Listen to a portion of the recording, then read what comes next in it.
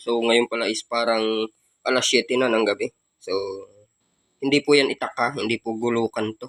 Ito po is parang lagari, yung pangtanggal ng sanga, pang pruning. Ayan, in-order ko sa Shopee, dumating na kanina. Pang pruning po ito ng sanga kasi sa probinsya soon is asikasuhin ko yung mga ano doon, mga pagpuputulan ko ng sanga tulad ng kalamansi. Ayan.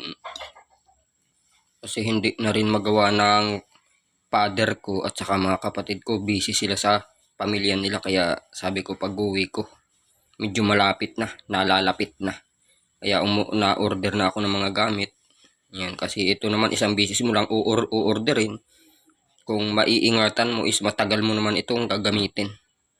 Ayan. Ganda ng talim. Pati matalas. Tapos po pwede mo naman itong hasain. Bili ka lang ng kikil na tres kanto. Yun po ang panghasa rito. Ayan. Diba? Talas to. Kadadating lang kanina. Ang haba niya is parang nasa 2 dangka lang. Ang haba. Pero wala naman siyang sukat man lang na nakaukit rito sa kahit dito sa kanyang body wala.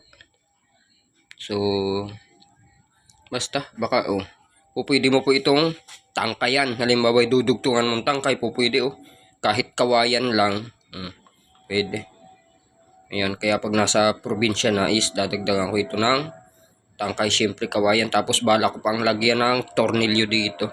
Utasan ko pa ng isa para dalawa yung tornilyo. Mas matibay.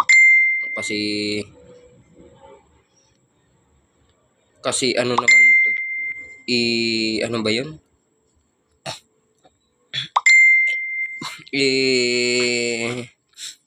Ibabarina mo lang yan para mabutasan at malagyan ng ganong ehe. Ayan, para nakatornilyo para dalawa yung lock.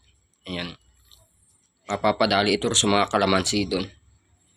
Kasi yung mga kalamansi doon medyo matataas na, tapos yung iba patay na ang sanga is hindi naman naaalis. Tapos yung ibang mga puno-puno doon na mga rambutan na matatanda na ang sanga is babanatan ko na. Ayan.